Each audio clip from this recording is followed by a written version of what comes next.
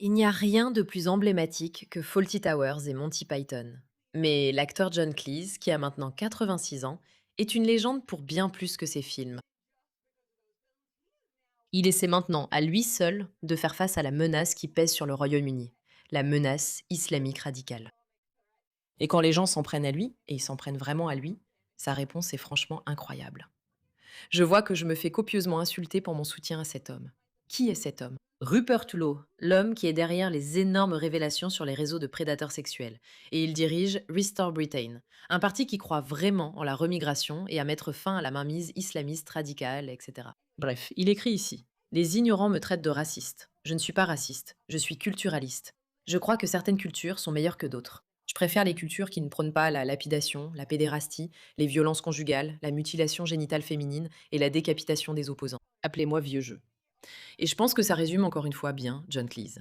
Un homme absolument légendaire. Et pensez que ce monsieur de 86 ans, d'accord, va partir en tournée, une tournée à travers le Royaume-Uni pour visiter des villes avec une grande population musulmane comme Birmingham, Manchester, Bradford et Leeds, les fait complètement paniquer. Si vous ne savez pas qui sont Five Pillars UK, ce sont un peu les manipulateurs islamiques des réseaux sociaux au Royaume-Uni. Je ne sais même pas comment les décrire autrement, mais ils paniquent parce qu'ils n'aiment pas le fait que ce comédien légendaire, essaie vraiment d'en parler. Maintenant, il en parle depuis un bon moment déjà. Ce n'est pas un phénomène nouveau. Il s'est opposé à la prise de contrôle culturel du Royaume-Uni et c'est génial. Voyons ce qu'il a à dire ici. Écoutez bien ça. Le célèbre islamophobe John Cleese fera une tournée au Royaume-Uni en septembre et visitera des villes à forte population musulmane comme Birmingham, Manchester, Bradford et Leeds. Je veux dire, quel personnage légendaire de faire ça, les gars. C'est juste, je veux dire, c'est vraiment quelque chose de légendaire. Au fait, bienvenue dans The Pushback. Je suis Yirika, votre hôte. N'oubliez pas de vous abonner et de liker cette vidéo. Nous avons une annonce passionnante à venir. Nous résistons à la folie à laquelle nous nous sommes habitués avec les médias traditionnels. Et si vous croyez en cela et en cette mission, eh bien, bienvenue. Vous faites maintenant partie des Pushbackers. Petit clin d'œil. Hey les gars, il vient dans vos villes pour faire ses spectacles. Qu'est-ce que vous allez faire? Je pense que vous devriez faire quelque chose. Hey, je ne dis rien, mais vous devriez faire quelque chose. Clin d'œil, clin d'œil. Je veux dire, Encore une fois, comme je l'ai dit, ce sont Five Pillars. Ils disent: Regardez cet homme islamophobe et raciste. Il vient dans les villes où il y a de grands lieux islamiques. Je veux dire, d'accord. Que devrions-nous faire? Que devrions-nous faire? Tout le monde. Que devrions-nous faire? Peut-être faire quelque chose de mal. Peut-être aller faire le genre de choses que font les islamistes radicaux. Je veux dire, le fait que vous publiez cela, le célèbre islamophobe John Cleese est en tournée au Royaume-Uni et va visiter des villes comme Birmingham, Manchester, Bradford et Leeds. C'est lui qui écrit ça. C'est eux qui écrivent ça. Et encore une fois, on peut pas vraiment dire que c'est une incitation à la violence parce que ça ne l'est pas. Mais quel est le but de cette publication si ce n'est pas d'énerver les gens? Je suppose que c'est un jeu de devinette, parce que John Cleese prévoit de venir dans ces villes pour semer la discorde. Je peux au moins vous dire ça. Je veux dire, regardez-le simplement. Tu veux dire quelque chose, John, pour nous?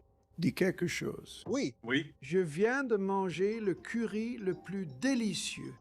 C'est la première fois de ma vie que je mange du blaireau, mais vraiment, je le recommande. Et je reviendrai en reprendre parce que je sais que vous faites aussi la buanderie.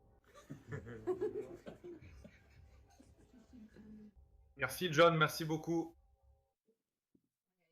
D'accord, donc il est allé au fait au restaurant non halal de Singapour à Hammersmith, Londres, hier. L'humoriste a de plus en plus diffusé des discours islamophobes, encore une fois selon Five Pillars, et des récits d'extrême droite en ligne ces derniers mois. Non, ce n'est pas vrai, je ne dirais pas ça. Je ne dirais pas qu'il a diffusé du contenu islamophobe. En fait, comme il l'a dit dans notre tweet d'ouverture, les ignorants me traitent de raciste. Je suis une culturaliste. Je crois que certaines cultures sont meilleures que d'autres. Et encore une fois, certaines personnes ne sont pas très à l'aise avec ça, ils n'aiment pas vraiment ça. D'accord, maintenant, bien sûr, quand je dis certaines personnes, les grands islamistes en colère comme Five Pillars UK et comme Mehdi Hassan ne le supportent pas. Alors ils l'insultent, Mehdi Hassan a traité John Cleese de raciste, d'ignorant, déséquilibré. Et Cleese a riposté. Les défenseurs de l'islam, y compris le faux modéré Mehdi Hassan, ont attaqué John Cleese, qui est la personnalité publique britannique qui a le plus régulièrement et efficacement mis en garde contre la menace que représentent pour la Grande-Bretagne les migrants musulmans qui prennent le contrôle. Mais Cleese, sans se laisser intimider, continue de répondre. Maintenant, on demande à Cleese sur X pourquoi les musulmans modérés ne dénoncent jamais les soi-disant radicaux, ce qui a bien sûr conduit à ce que Cleese soit à nouveau traité de raciste et d'islamophobe. Ce qui est si intéressant chez John Cleese et dans sa façon de parler des choses, c'est qu'il avance constamment des arguments qui sont très très logiques, n'est-ce pas? On entend ça tout le temps. Par exemple, tu ne peux pas dire que tous les musulmans sont les radicaux. Bien sûr que non. Mais où sont les 1,8 milliard de personnes que vous considérez comme non radicales? Pourquoi ne dénoncent-elles pas le radicalisme? Où est cette dénonciation? Que se passe-t-il? Pourquoi ce silence de leur part? Pourquoi des gens comme nous doivent-ils le dénoncer alors qu'eux ne le font pas? N'est-ce pas? Ce sont le genre de choses que les gens n'arrivent tout simplement pas à gérer. Leur cerveau n'arrive pas à comprendre qu'il faut un peu de nuance pour y réfléchir.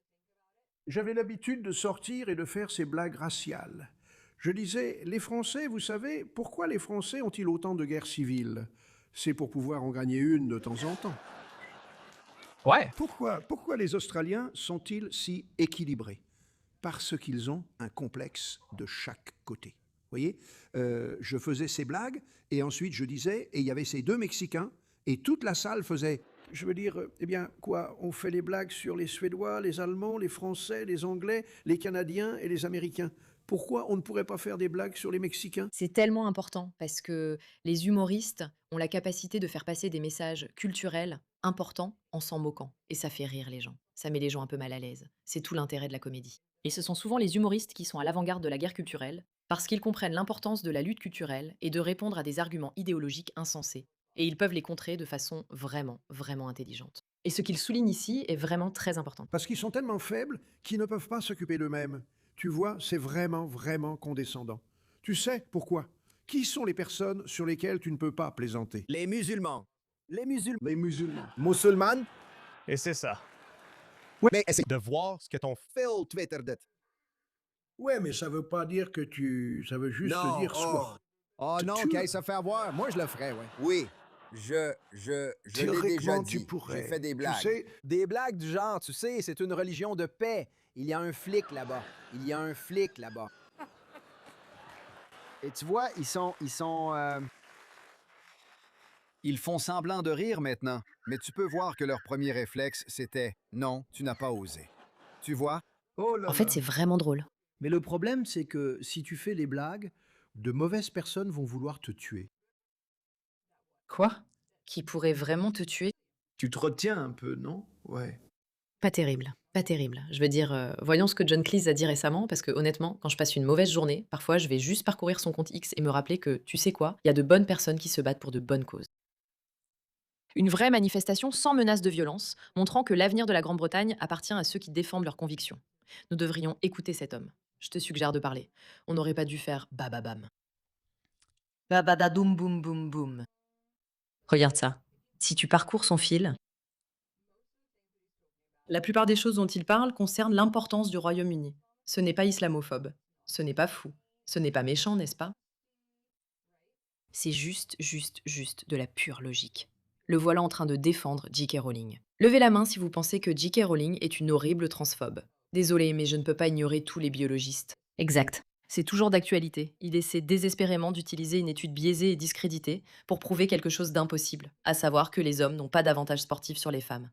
Pourrais-tu publier cette recherche récente? Il est encore là, en train de parler de ces choses, les choses mêmes qui sont devenues la norme. Souviens-toi, quand on parle de la prise de contrôle islamique, la prise de contrôle islamique ne se produit pas en vase clos. Elle vient pour embrouiller les gens. Si tu lis un peu de la littérature ou, je ne sais pas, de la propagande, selon ce que tu en penses, si tu lis Le Petit Livre Rouge ou Russia Strategy, c'est toujours une question de créer le chaos et de rendre les gens confus parce que c'est beaucoup plus facile d'envahir et de prendre le contrôle. Tu n'as même pas besoin de commencer une guerre, tu peux littéralement juste arriver. Et donc le voilà qui rappelle aux gens toutes les choses importantes. Tu sais, les genres sont ce qu'ils sont, et être fier de son pays est une bonne chose. Ne pas aimer les envahisseurs, c'est normal. Et certaines cultures sont meilleures que d'autres, et c'est normal de l'admettre. Et il y a tellement d'idées simplement normatives qui sont pas folles, elles sont pas insensées, elles sont même pas racistes, elles sont, dans une certaine mesure, factuelles. Et c'est ça que notre société a oublié. Et c'est ça pourquoi John Cleese se bat. Et je suis totalement pour, parce que les humoristes, encore une fois, ont vraiment une très grande responsabilité d'utiliser leur tribune humoristique de façon responsable et avec prudence, en sachant et en comprenant qu'ils sont capables de faire passer un message que la plupart des gens ne peuvent pas. Et moi, personnellement, j'adore absolument cette légende. Merci de votre attention à ce sujet.